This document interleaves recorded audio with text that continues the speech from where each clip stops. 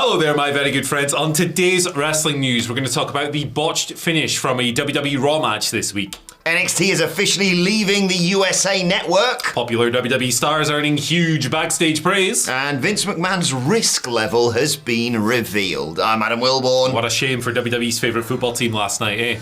This is the news. I've always loved Borussia Dortmund. Anyway, let's kick things off by talking about the messed up finish from Raw this week. Look, you know how we do botched stuff on this channel. If it's the big story, we're going to talk about it. We're not going to sit here and laugh like a bunch of asshole Twitter accounts do for engagement, making fun of people who are far more skilled at anything those Twitter users will ever do in their life. Not naming any accounts in particular. Let's talk... it's the Intercontinental title contendership match. Ricochet, Ivar, Bronson Reed and The Miz.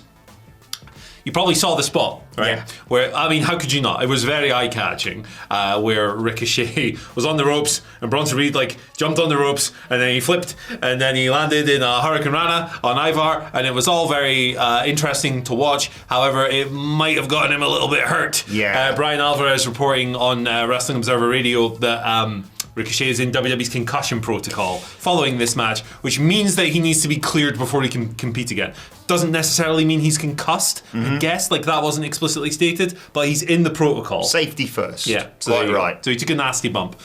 This finish wasn't supposed... The way it played out wasn't the way it was kind of supposed to be. So if you watched it, Ivar and Bronson Reed were on the turnbuckles. They were going to hit some aerial assaults on Ricochet and The Miz respectively. Ivar connected with his moonsault. Reed missed with the tsunami.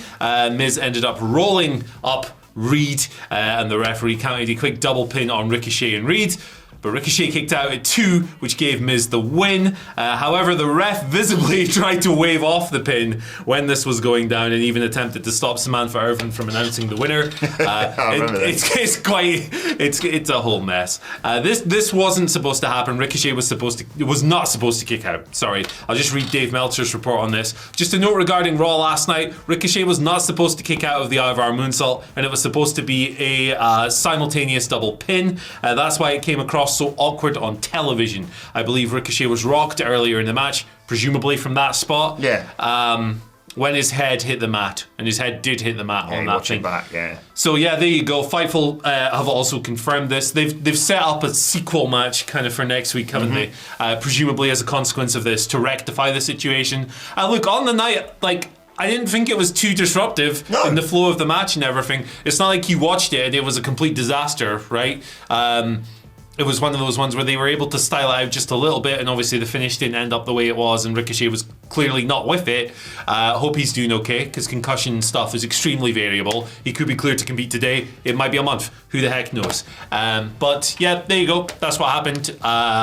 Didn't go as planned. Yeah, I'm not going to bury this. I'm lucky enough to never have suffered a concussion in my life. It sounds like they absolutely suck. I can only imagine being concussed, having bloody Ivar moonsault onto you, and then presumably just muscle memory being like, I can hear a 2, I better throw the old shoulder up. Yeah. So no hate on anyone involved in this. In terms of the concussion, it wasn't anyone's fault either. Just these things happen sometimes. Yeah, like you say, I assume they would have planned double pin. Right, Ivar Miz next week to determine who's going to Survivor Series. Miz is going because Miz won and Ricochet kicked out. So Ivar just kicked his ass afterwards.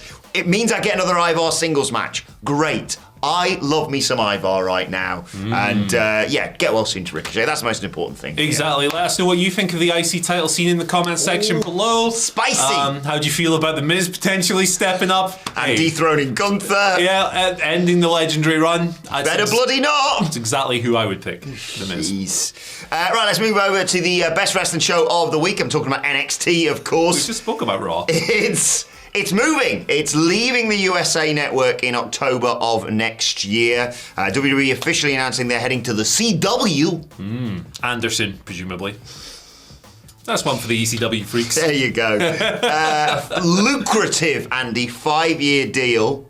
Nick Khan saying the CW has made impressive moves over the past year with its live sports programming schedule. Truly exciting opportunity to expand NXT's audience by bringing the show to broadcast television for the first time in NXT's history. There was also a TKO group conference call, more on that in a while in terms of Vince McMahon's position within the group.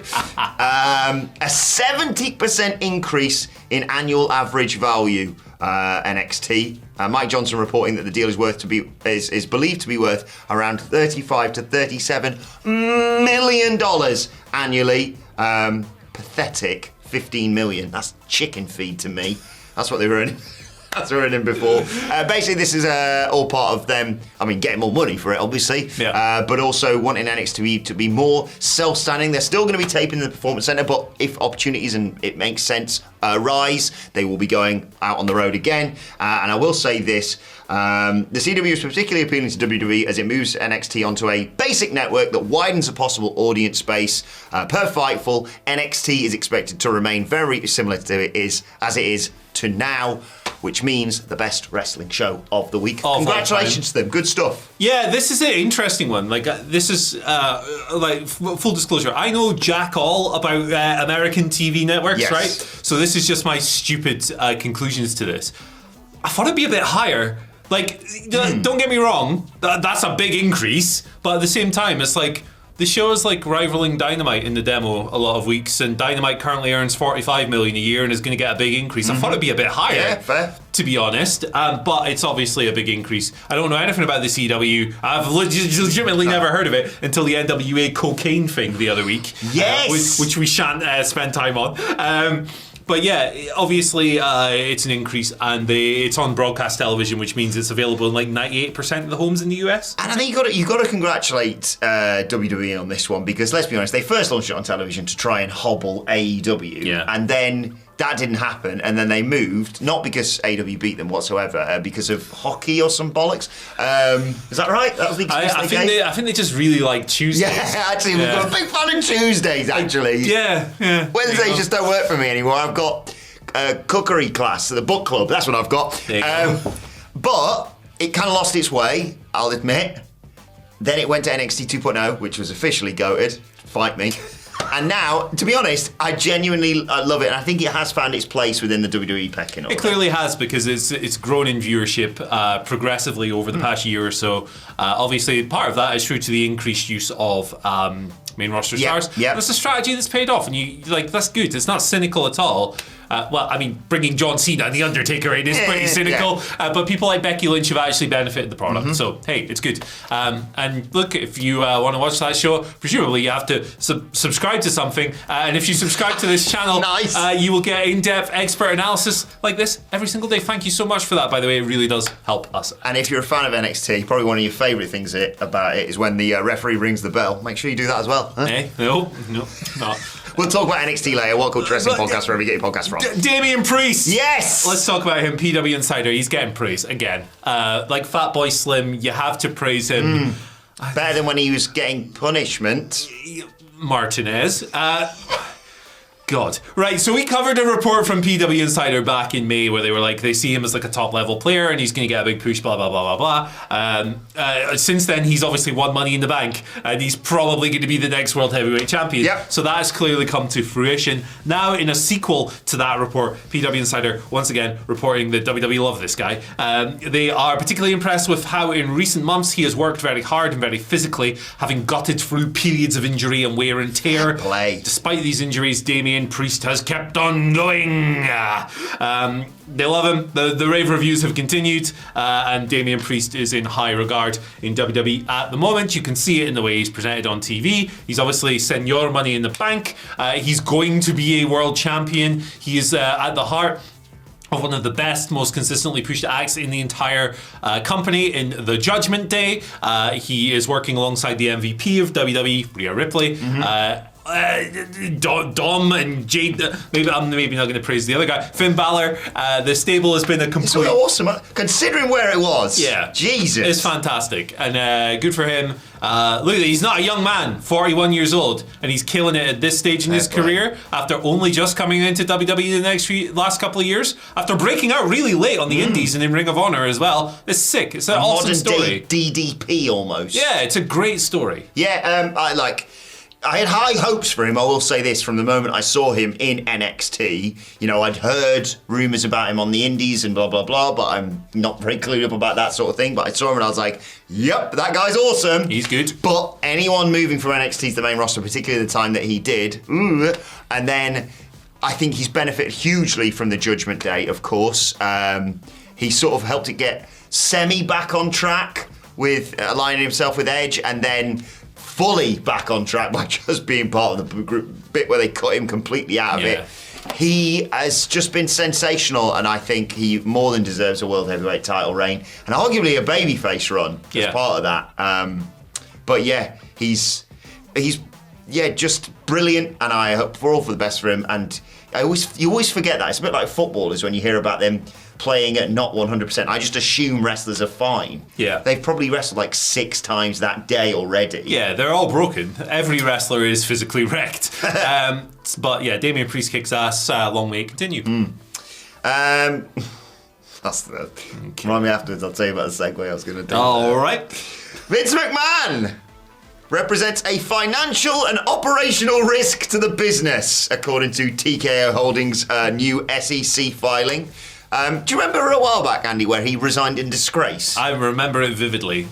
He retired. Yeah, that bollocks. And he came back. He basically did a coup to get himself back in the company because they wouldn't have done the business deal to the TKO Endeavour UFC thing without him. But he's been the subject of multiple sexual misconduct and hush money allegations since 2022, making him the subject of investigations by the SEC and Department of Justice. And TKO have acknowledged this fact. Mr. McMahon, with this filing, Mr. McMahon's membership on our board could have adverse financial and operational impacts on our business. His membership on our board could expose us to negative publicity and/or other adverse financial and operational impacts on our business. His membership may also result in additional scrutiny or otherwise and some croutons, or otherwise exacerbate the other risks described herein. Any of these outcomes could directly or indirectly have adverse financial and operational impacts on our business. Yeah, so it's really interesting to see them kind of acknowledging this in SEC filing, legal document, all of that stuff. Look, he paid tens of millions of dollars in company funds to suppress these allegations. Of course he's a risk. He's still under investigation at a high level. Yeah. So it's no huge surprise. It's just kind of interesting to see them acknowledge, because it wasn't previously listed in the SEC filings. Now it kind of is. It's something that could bring negative publicity and stuff. Of course it could.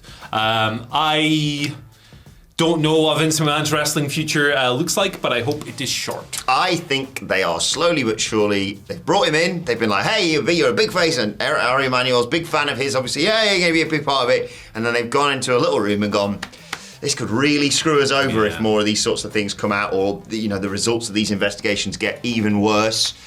Let's slowly push him to the side. And they've already pumped him out of creative, haven't they? So slowly getting better, everyone. Yeah, it is. Slowly but surely. Right, let's move on to your... Some guy's going to make a video about us now, isn't he? British losers. Sorry, keep going. Tell you what, fact check what we've just said, and then maybe anyway. 100. At What Culture, WWE, of course, if you want to get in touch with us.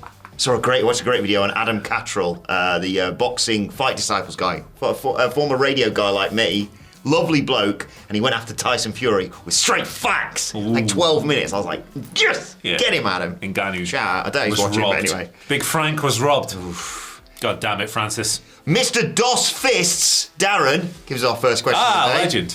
Darren says, morning guys, after an odd NXT show last night, I think you mean goated, what 2 wrestlers, male and female, would you like to see on the main roster soon, and what brands? I say Roxanne on SmackDown and Braun Breaker on Raw. So my answers are generic as hell. It's Tiffany and Braun. It's just the most ready. Yeah. Tiffany's a star already. She's ready. She's been wrestling for like a half a minute, and she's great already. She knows how to carry herself as a star. She knows how to play the character. SmackDown for her? She can wrestle. I'd stick her on SmackDown. Yeah. Absolutely. I think she'd be a good mix over there. And she could just kick Charlotte Flair's ass. It'd be great. Of course, they probably would book it that way, but hey, it'd be funny. And Braun, I would also... Actually, no, I'd have a bit of separation. I'd put him on Raw with Paul Heyman as his manager and have Heyman kind of straddling brands. Oh, yes. I really liked the connection they kind of forged on the John Cena episode the other week. And made no sense. Then you're like, actually, this works. Yeah, and he's already been tabled by Von Wagner, so... Oh my, I can't wait to talk about that later. Maybe they could be a tag team, Von Breaker. Oh, yeah. But yeah. Creeds are on Raw now as well, of course, aren't they? Yes. Jock energy everywhere. Make them a trio and kill everybody. Yeah. Not literally, but... No.